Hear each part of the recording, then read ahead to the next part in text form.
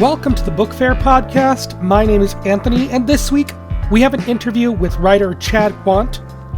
A new imprint launches at Simon & Schuster, focusing on young readers. The Connecticut House of Representatives passes a bill that would restructure how libraries in the state purchase ebooks.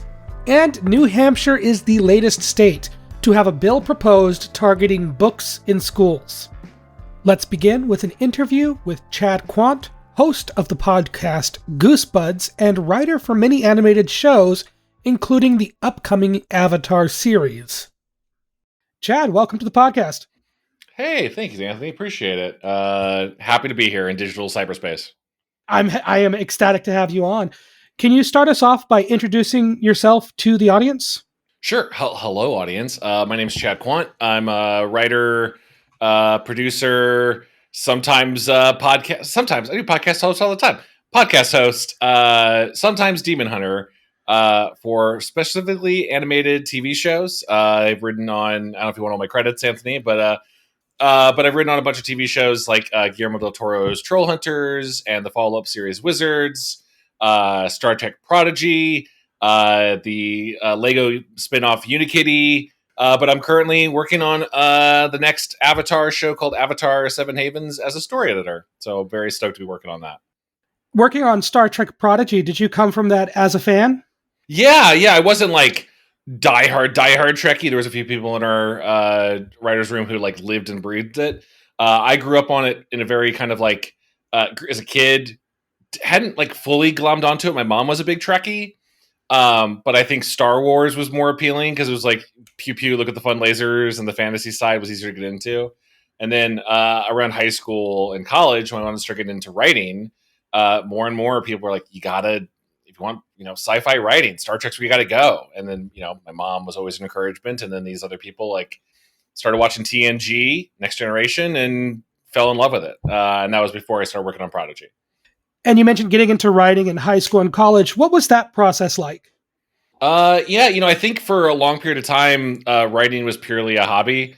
I don't know. I forget what area of the world you're living in, Anthony, yourself. Texas.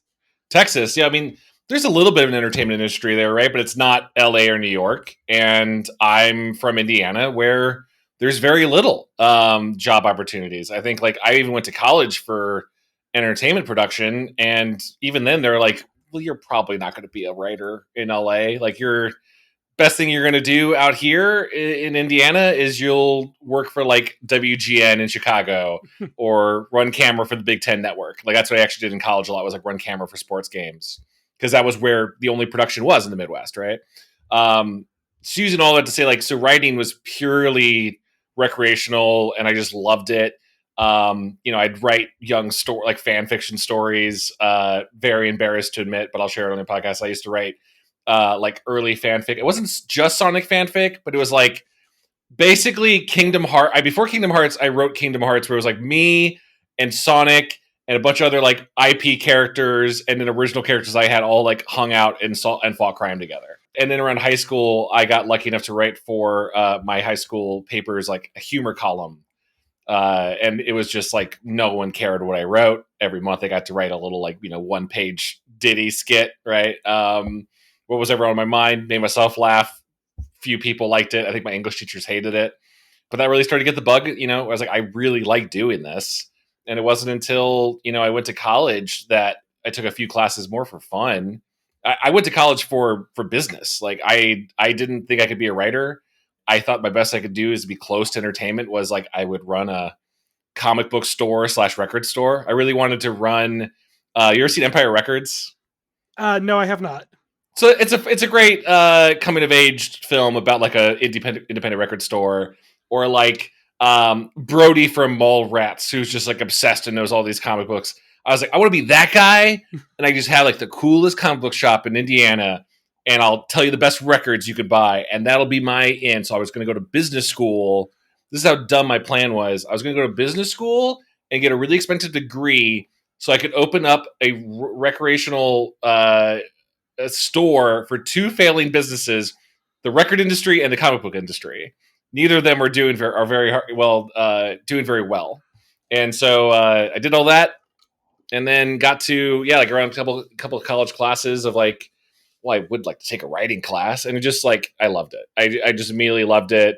It was things I was already kind of obsessed about in watching film and TV show, singular TV show. I just kind of like, I really want to do this for a living somehow. I'm going to find some way, and gosh darn it, made it out here.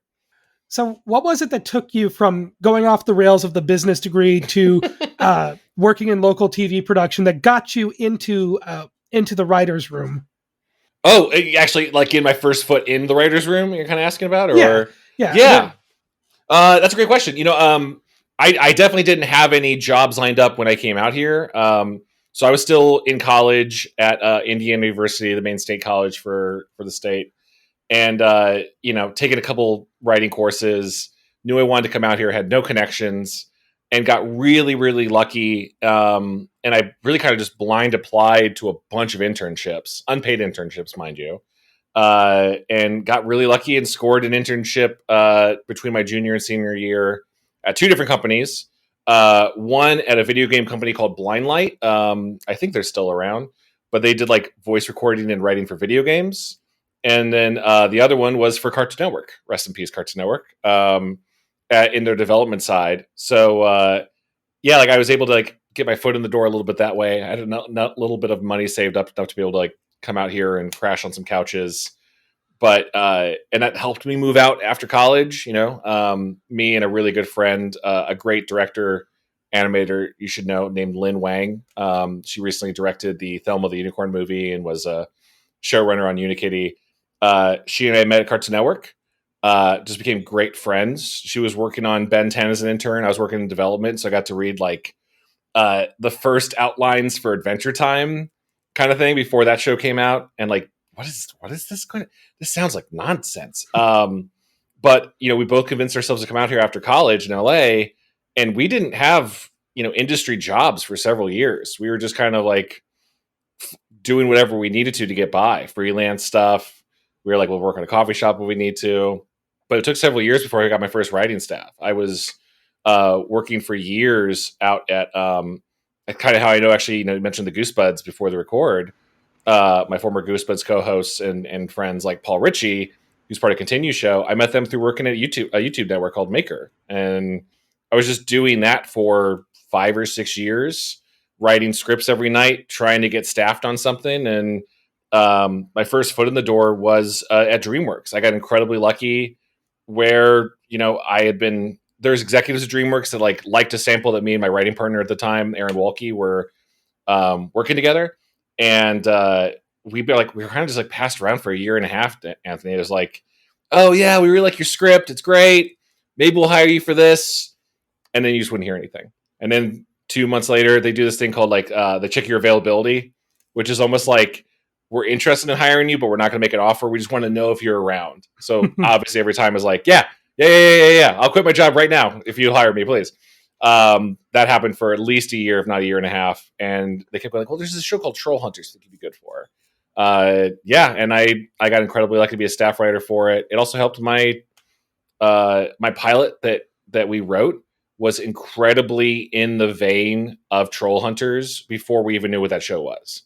We were writing like an original pilot that was sort of what did we describe it as?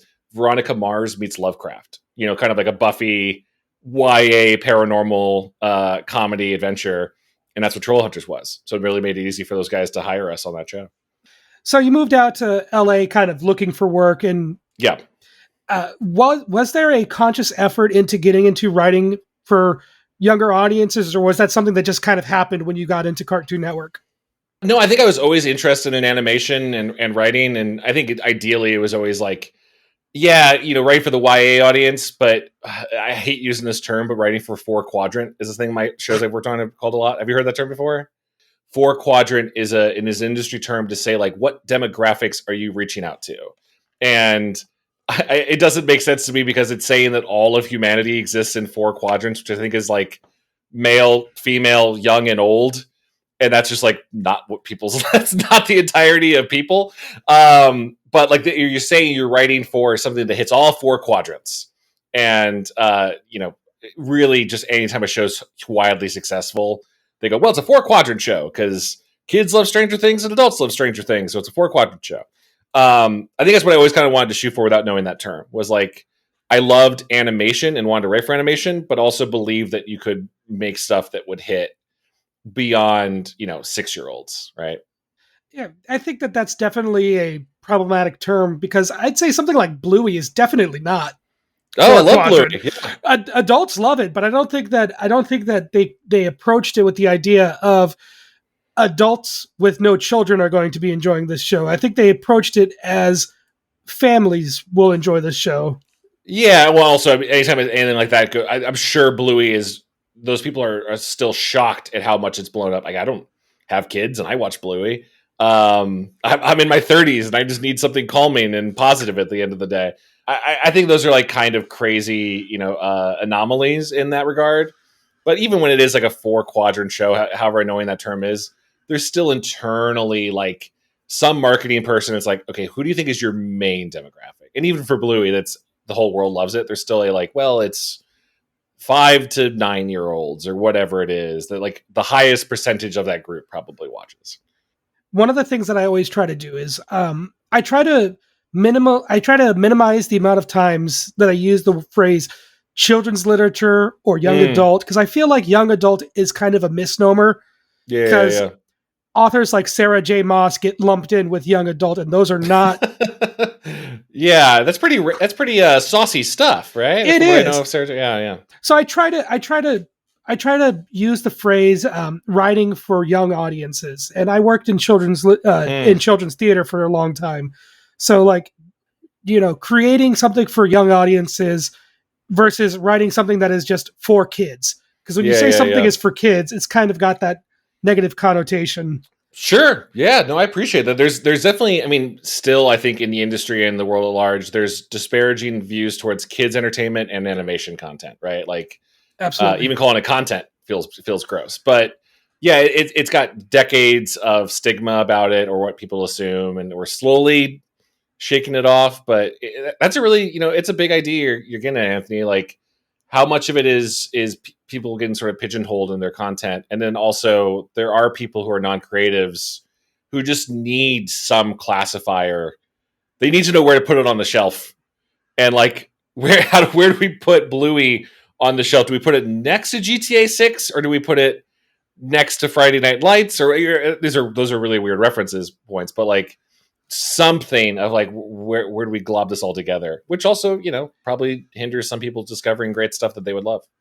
Right. I've talked to plenty of authors who fall into this spectrum of children's literature, and it ranges from board picture books to illustrated books, early chapter readers, middle grade, like Goosebumps. That's like 7 to 10 years old. And then there's middle grade, which is closer to 10 to 13. But this kind of brings me to a point where you've said a few times on Goosebuds that when writing for young audiences, children deserve better. And this is just, I'm giving you the platform here to just... sure. What exactly do you mean by children deserve better? Children deserve better. What is better?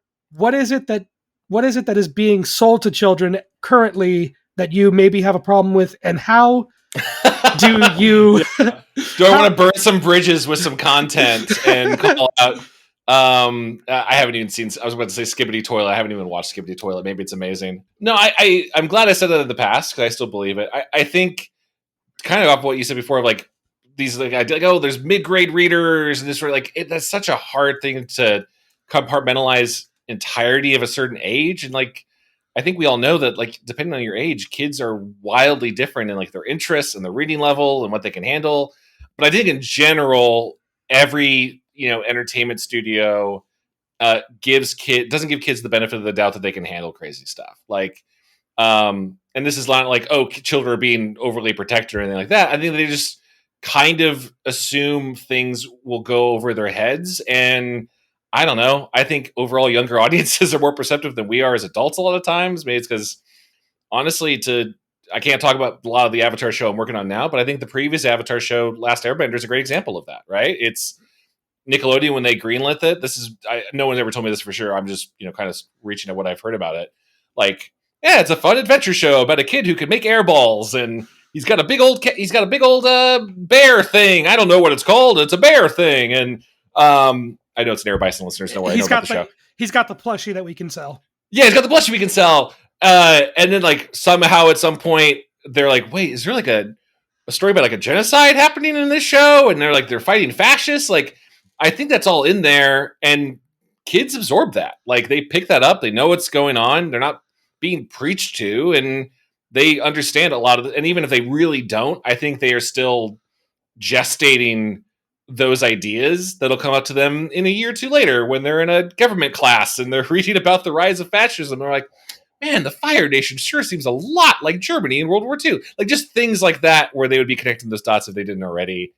Giving them the nuance of the world, and don't kind of like put them in this sort of like kindergarten world where like this isn't really representative of what the reality is. I think Bluey's a great example of that, right? They're never like, I haven't seen that many episodes, but there's never like a murder in Bluey.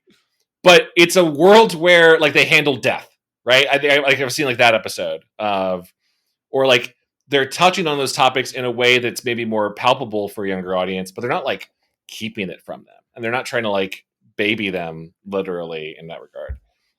So yeah, I think that's what in all my work, to answer your question, like, and thank you for giving the soapbox to say it again. I could talk for an hour about this, but yeah, like giving kids some stuff to really enjoy and permeate in their brains. And even like Star Trek Prodigy, I was so happy to get to work on that show, because not only is it just like an amazing world, but I think the world of Star Trek, that idealized future where humanity has sort of like grown past the need for inner conflict. Like in 103, the third episode, the one I got to write, was like, I'm going to make sure that these young kid aliens hear about the Federation and how like food is free. We move on the past of like capitalism, and like starting to plant these ideas of an idealized world, not to preach at kids, but so that like kids could start to imagine like, that would sound pretty great if I could just go to a food replicator and order whatever I wanted, and no one's making me work 10 hours to pay that replicator off.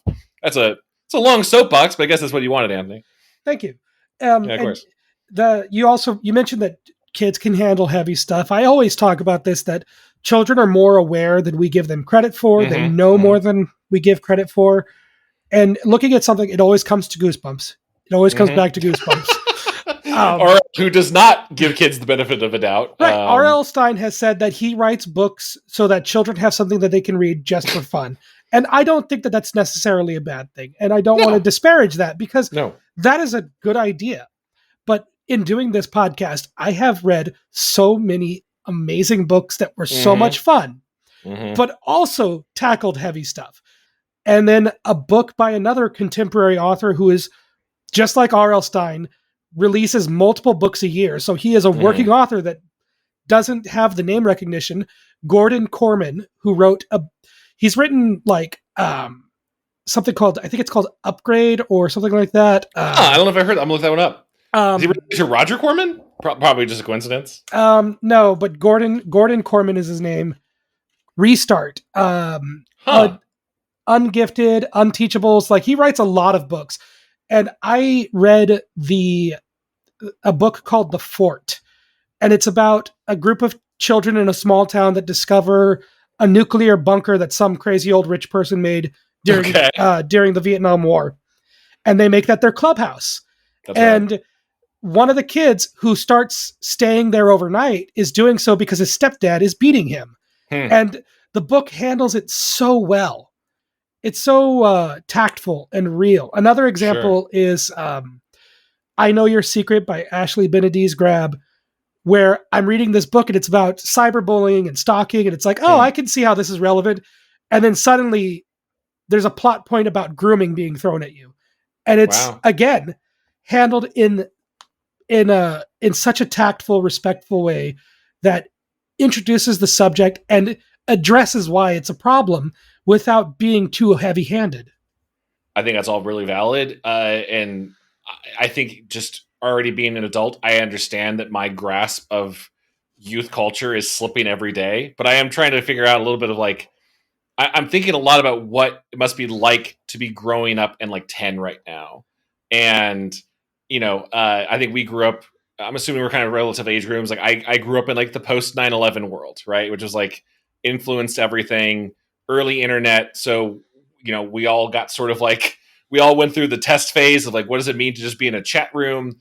But there was still some level of like slow trickle of information on 56K bandwidth versus now. And I'm like, how much, the two books you mentioned kind of remind me of like, there are concepts that I don't think I would have known about grooming. Well, we didn't have the term for it back then, but like even the idea of that, if that had been named, I probably would have been sheltered a little bit by just based on my AOL Kids internet connection back then and like the library I could go to versus what younger audiences can absorb via internet every day and like what they are seeing and like what's going on in the world around them.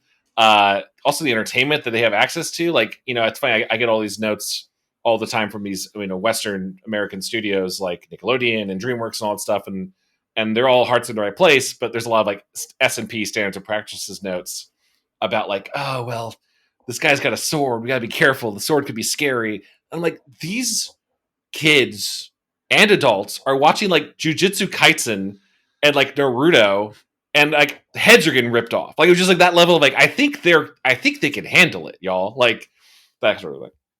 You mentioned standards and practices and notes from the studios, and I think that's something that that some people might want to be able to hear a little bit about, because one of the things I talk about with authors on this podcast quite a bit is how they'll go through the editing phase, and the editors will often give very poignant insights because they are industry professionals that have been working in publishing for decades, and they'll be able to give them story ideas and point out little moments that they can expand upon. And from listening to Goosebuds, I can tell that the notes that writers get are typically not poignant. No. Sometimes they're okay, but yeah, often they're coming from a place to generalize. We're talking about how kids shouldn't be generalized. I'm happy to generalize executives, and I've been an executive myself on shows. A lot of executives who are coming from the business side or the producer side, it is a shame that how few of them are former creatives and writers. Sometimes they are. They're coming from a place where they have an entirely different set of mindset, and where they're coming from is meetings all day about, profit and consumer products tie-ins. And these are all things that are part of it, right? Like I get that some of my favorite cartoons like Transformers wouldn't exist if there were toys to sell, right? They have to talk about all that. But in terms of S&P, their standards and practices notes, hitting audience notes, even stuff like, romance in a show, right? Gets noted a lot because everyone's like, well, we have too much of it. Does that suddenly make this an older show? Or like, I don't know, because I'm just telling you what's best for the show. And obviously we're going to hit our guidelines, right? I'm not going to start just pitching the Walking Dead type storylines to you in this kids show. But like, you are the ones on your side that have this like arbitrary rating of like, we're going for a Y7 this time. We're going for a, Y14. That is all business conversations on what ad play they can sell, which it doesn't even matter as much anymore now that half the time it's going to a streamer. That it's really more about just like, well, what do they want on their category, right? Do they want it on Netflix Kids? They want it on Netflix Anime? Yeah. This is a long rambling answer to your question about executives. My favorite type of notes from executives are when sometimes it comes from a former creative. I don't know if you'd mind me name dropping him. For example, when I worked over at Skydance Animation, a studio I would not recommend working for, I had a great time, though, in development working with a guy named Shane Prigmore, who I believe, I don't know where he is now, but he was an amazing executive to work for in development because he was a creative that had worked on the animation side at DreamWorks feature on like How to Train Your Dragon and Kung Fu Panda. And so he got the process a lot better. Like he wasn't a writer per se, but he's told stories and he designed characters and worked with other writers and kind of understood the process more. So when he was giving those notes, it came through that window. And he and also other great executives who necessarily aren't writers do a great version of like, I have hired you and your team because I believe in your guys' ability to tell a story. So I'm going to give you guys help, but also get out of your way.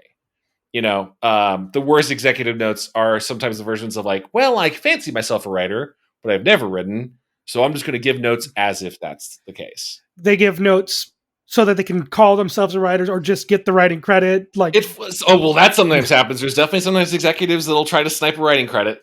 thing, which is insane. And I could talk for 2 hours about that. I think it's like they have their own opinions on media. We all do. I think sometimes executives forget that if you're writing on a project, at least how I do, I am thinking about that story 24/7. I wish I wasn't. I wish I could turn my brain off, but when I was done at night. And if I'm not thinking about my show, I'm thinking about that show I'm watching, about how they're telling a story. And then I'm like, oh, damn, we should have revealed the character like they did on this one. That was so smart. It's like, I think just having that in your head, sometimes there's a note from an executive that's like, did you not think we've already thought about this? We've already talked about this for 20 hours internally. It's frustration, stuff like that. It's just interesting because the business side, and talking about the business side and how people can get into writing as a career and not just as a passion. Yeah. Seeing how similar it can be, where it's mostly just networking, getting your work out there and trying to find somebody. But then in traditional print publishing, typical notes and feedback and the most strict guidelines that they're given are typically, it's got to release in the fall and it's got to be under 400 pages. Mm-hmm. I've spoken with an author who said that the one note they were given was you got to cut the page count. Whereas in TV, there are standards and practices. There's ad sales that they have to do. National S&P, there's run times. The amount of times I've kind of torn my hair out of, like, I guess in animation, it's a little more of a thing of like you're budgeted per frame, right? Like, so if you have a hard set of like 22 minutes, you're like, oh, can we just not? If we just had like 15 more seconds. The amount of times, Anthony, I've looked at an episode like just 15 more seconds. We could do so much more. And I know that sounds crazy, but like just one or two more lines or giving one more moment, a moment to breathe, can change an entire episode. And it's like, oh, why are we following this like arbitrary guideline of like, it's kind of the 400 pages, right? Or like, because you guys want to have this air on broadcast, which is like, that's dead. Broadcast is dead. We should just give up on the 22-minute runtime. I do think, beyond that, I do think there is inherent help in having some version of an executive producer oversight on a show. In that, the same way that you have an editor, I think you mentioned before, like an editor usually is someone that's a writer themselves. They have that skill set. I do think you need someone who is less creatively attached to the project just to kind of give you bumpers every once in a while, right? I think like a creator could just go wild with carte blanche, and maybe they'll make something amazing, or maybe they'll make Metropolis. Like, I think you need a little bit every once in a while, like just a reminder. You say the word damn 20 times in this page, or, just like whatever it is that, like, I do appreciate when that comes up. It's not just the guidelines of the bumpers. It's also the moments of, hey, we have to cut. And have to cut. It's your baby. It's something that you've been working on for a long time, and making cuts can be difficult. And so sometimes getting told this is a part that needs to be cut for pacing, for runtime, for whatever reason. Sometimes just being detached from the project creatively gives that little benefit of being able to push back on certain ideas. So it's not necessarily 100% negative. No, there's merits to it. Sometimes it's an ebb and flow, and I've worked on shows where there's not enough executive oversight and way too much. I never worked on those, but I have a theory that, and maybe this is a hot take, but like, remember those first couple years when Netflix and streaming were like really cooking, and they were just making like everything, all these dream projects that were announced. Like, I was a big fan of like Arrested Development. And so like, oh my God, they're doing Arrested Development season 4 and season 5. Like that couple of years where it seemed like every show was getting made at Netflix. From what I've heard scuttlebutt wise, to make this a gossip podcast, but it seemed like those early shows, because it was like a new company and streaming was this kind of like Wild West, so to speak, it did feel like the executive oversight was diminished in those ways. And I do think there were some shows where it sure felt like no one was putting guide rails on shows that normally would have if it had aired on broadcast or something. There's a couple of like streaming shows where like, did no one tell you no to this idea? Because this is an awful idea. Or like, maybe you guys didn't need 20 episodes. I'm just trying to think of episodes without offending someone who loves a certain project. But it did feel like, yeah, I wish the executives had been around a little bit. Yeah. That's what people say happened with The Phantom Menace, is that George Lucas stepped in and was the director after this massively impactful piece of media. Yeah. And suddenly, nobody wanted to tell him no. Yeah, those behind the scenes footages are fantastic. I know the Red Letter Media videos that detail those are really good, but all of those like behind the scenes videos, you could see what is that clip where it's like everyone else on the crew or his like producers are like, well, we launched sets, we don't have a script yet, and like George coming out like, all right, it's finished, and like just he's the only one who wrote it. Like that's so cool, but also crazy. You probably should have had someone being like, George, I don't know. Jar Jar kind of sucks. Sorry for cussing. Like, right? Or you know what? Here's my hot take. I think Jar Jar works in other versions of the show, of the movie. I think Jar Jar could work.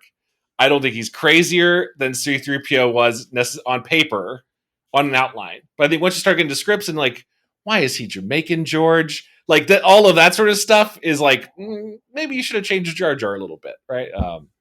Now, to close out the podcast, I do like to ask this question to all guests. Sure. So this is going to give you the closing words. Oh, God. Chad, how do you see yourself and the work that you do as a writer? Oh, God. I don't know, Anthony. I don't... how do I see myself in the work I do? I mean, full disclosure, I have imposter syndrome all the time. So I think I have ebb and flows from like writing something going, this is brilliant, I'm so good at this. And then most of the time I'm just like, oh God, what am I doing? Someone's going to realize I'm a hack and fire me. So I think if I'm trying to find the middle ground between that, I try to hopefully see myself as a writer who is telling some really cool, like, optimistic, inspiring stories that is blending genres. I really hope that they see me as a writer that like tells stories that punch up, and help people who like tell stories about found family and, you know, aspirational things that kids and adults can both find, and definitely not turn your brain off. But hopefully when you ever are watching something I've made, whether it's late at night or on Saturday morning, you are feeling energized from it. You're not like watching it like Chernobyl or like, Jesus, I need to go hug my dog. I hopefully it's more giving you energy the same way I do when I watch a really good show or read a good book or a great comic, where my favorite ones are like, dang, I need to write something. Like I'm hoping my work inspires other people to work on their own stuff. At the very least, maybe someone who watches or reads my stuff will go, well, I can do better than this guy. And they'll go do their own stuff themselves. Thank you. That was an interview with Chad Quandt. Chad is a writer for several animated series, including Unikitty, Star Trek Prodigy, and the upcoming series Avatar 7 Havens. You can follow Chad on Blue Sky at Chad Quandt, spelled Quandt, to learn more about his upcoming works and other projects. Next, we'll be looking at some notable new releases out this week, but first, if you appreciate the work being done with the Book Faire podcast, there are a few ways to show your support. First, you can like, comment, favorite, subscribe, or follow the podcast wherever you are currently listening to help push it out to new listeners. Second, you can follow the podcast on Blue Sky at BookFairPod. You can also go to patreon.com/thebookfair to find episodes posted early, as well as links to news sources used in the show. Lastly, the best way to support the Book Faire is simply to share the podcast with a friend, an educator, or a young reader in your life. Now, on with new releases. Beginning with The Midwatch Institute for Wayward Girls by Judith Rossell. Tween Maggie Fishbone is unceremoniously whisked away from Mud Harbor Orphanage to the Midwatch Institute for Orphans, Runaways, and Wayward Girls in this subversive and captivating examination of adventure, lifelong learning, and sisterhood by author Rossell. Midwatch is nothing like the cheerless facility presented by its carefully maintained facade, and upon arrival, Maggie learns that director Adelia Mandalay has cultivated a place of wonder that welcomes intersectionally diverse girls of all ages. As Maggie settles in alongside fellow first years Nell and Sophie, whose hand was damaged in a circus accident, she's soon pulled into investigations of local crimes at Miss Mandalay's behest. Periodic interstitials titled Useful Things Every Girl Should Know, presented as excerpts from a book of the same name by Miss Mandelay, provide bite-sized lessons, including ones on how to escape an alligator, how to dance the Charleston, how to shout extremely loudly, and more. Actions and adventure abound in this German and Art Deco-inspired world, which comes to life via black and white illustrations throughout. This book is recommended for ages 8 to 12. Next up, Someone's Gonna End Up Crying, by Joe Knowles and illustrated by Glynnis Fawkes. Aspiring graphic novelist Maple Owens uses her sketchbook as a private diary where she can illustrate whatever's on her mind. The sensitive, almost 11-year-old, known in her family as an overthinker and a wallflower, frequently doodles her alter ego, Captain Ladybug, a bold superhero whose decisive actions bring joy to an adoring public. In reality, though, Maple agonizes about her parents' increasingly fraught relationship and the pressures of acing math quizzes to earn a class ice cream party. She comforts herself by playing with her older siblings and planning the fort that her father has, for 2 summers, promised to help build in her beloved namesake tree. But she worries as her parents' arguments grow increasingly bitter and frequent, and Maple's dad starts disappearing for longer stretches. Author Knowles works Maple's anxieties and her messy, often conflicting feelings about her parents' deteriorating relationship into an emotionally complex tale that, through the protagonist's introspective first-person voice, smartly considers parental and sibling dynamics and art's restorative nature. Loose-lined black and white spreads from Maple's sketchbook rendered by Fawkes offer moments of levity throughout. This book is recommended for ages 9 to 12. Next up, Bashir Boutros and the Jewel of the Nile, by George Gerage. Gerage imbues a globe-trotting adventure across various Arab cities with a journey of self-confidence in this fantasy duology opener. When 11-year-old Bashir Boutros accidentally bonds with a centuries-old jinn housed in a gold ring retrieved from the ocean, he becomes a target for evil entities eager to feed on his aura, the mystical forces that exists in everything. After a power-hungry demon lord named Ali Adin kidnaps Bashir's parents, Bashir teams up with the slightly older Alina and teenage Ziad, members of the Magi, an ancient order sworn to protect mankind. As they race to find missing fragments of the magically powerful Jewel of the Nile before Ali Adin can claim them for himself, Bashir must determine how to save his loved ones, even as he struggles to believe he has the ability to do so. Ample humor and thrilling twists enliven Bashir's initially slow-moving quest. Via the protagonist's journey to overcome self-doubt, Gerage underscores themes of friendship, loyalty, and courage. Bashir is Lebanese-American and supporting characters are of Arab descent. And this book is recommended for ages 8 to 12. And lastly, Randy Rainbow and the Marvelously Magical Pink Glasses, by Randy Rainbow and illustrated by Jaimie MacGibbon. Happily, a pink rhinestone-covered pair of cat-eye glasses in a donation box comes to the rescue. Randy's grandmother, Nanny, tells him that when you wear them, you can be anything and anywhere you want in the blink of an eye. With the glasses and some magic words from Nan, Randy regains his confidence and navigates a bevy of difficult situations. Further bullying, a flu shot, a swimming lesson, by embracing who he is and what he loves. Sharing a name with his protagonist, author Randy Rainbow uses lengthy descriptions and dialogue to delve into Randy's change of perspective. Illustrator MacGibbon's bold outlined drawings of the child and his glasses-powered transformations underscore the unique magic behind the individual. Randy and Nan are portrayed with pale skin. Secondary characters are shown with various abilities and skin tones, and this book is recommended for ages 4 to 8. Let's move on to headlines, starting with a bill in New Hampshire that would ban books deemed harmful to minors from schools. This week, the New Hampshire State Senate passed House Bill 324, which joins other bills that vaguely targets books deemed harmful to minors. The bill also would require school boards to adopt policies for resolving parental complaints about materials, as well as allowing the state's attorney general to take civil action against school districts to enforce the law.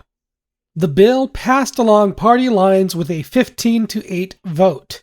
The National Education for Association of New Hampshire is urging Governor Kelly Ayotte to veto the bill, arguing it infringes upon freedom of speech and the students' rights to read. Next, a look at Simon & Schuster's newest imprint. Sarah Barley Books, named for Sarah Barley, previously an editorial director of young adult publishing at Flatiron Books, launches in spring 2026 at Simon & Schuster with 3 YA titles, and currently unannounced middle grade books in the following seasons. Barley has served as an editor focusing on children's books starting in 2007. The new imprint will be launching with 3 titles: Beth is Dead, Love Me Tomorrow, and Heiress of Nowhere. YA titles tend to target high school to early 20s, while a statement from Sarah Barley Books says the imprint will aim at readers aged 8 and up. Next up, Connecticut House approves bill placing limits on ebook contracts. This headline comes from ctmirror.org, and your initial reaction was probably like mine, thinking this is a negative story. However, the context behind this bill shows a different story. Senate Bill 1234 has passed the Connecticut State House of Representatives, which would restructure how state libraries can sign into contracts with providers of ebooks. This comes after years of trying to address high costs for libraries to procure and maintain digital catalogs. Contracts for libraries often come with terms that require the library to repurchase a license after a predetermined number of checkouts or after a specific period, usually every 1 to 2 years. This new bill would restrict libraries from accepting contracts with specific restrictions, meaning that if these publishers want to sell licenses to libraries, they would have to renegotiate contracts that comply with the bill. Librarians and patrons across Connecticut have advocated for the bill, which would go into effect if 1 or more states with a combined population of 7 million enact similar laws. This would bring about greater change in how libraries are contracted with ebook publishers. Thank you to Connecticut for bringing forth a bill that would help libraries while saving taxpayer money. Let's wrap up this week's episode with a quick update. Previously on the Book Faire podcast, we covered a story of the U.S. Naval Academy removing nearly 400 titles from their libraries at the behest of DoD Secretary Pete Hegseth. Now the Naval Academy has reversed their decision and returned nearly all titles to bookshelves. After a review of the titles using terms included in the original memo from the Department of Defense on May 9th, the U.S. Naval Academy found less than 20 books across their academic institutions that met the requirements to be removed. For clarity, those search terms are affirmative action, allyship, anti-racism, critical race theory, discrimination, diversity in the workplace, diversity, equity, and inclusion, gender-affirming care, gender dysphoria, gender expression, gender identity, gender nonconformity, gender transition, transgender military personnel, transgender people, transsexualism, transsexuals, and white privilege. While most titles have returned to shelves, there are still titles effectively banned by the federal government. President Trump and Department of Defense Secretary Pete Hegseth have made it clear that attacking perceived woke content and diversity, equity, and inclusion is their goal. And restricting the First Amendment is how they will achieve their goal. This will conclude another episode of the Book Faire podcast. If you enjoy the show, I implore you to engage on whichever platform you listen on. You can also follow on Blue Sky at BookFairPod, or go to patreon.com/thebookfair.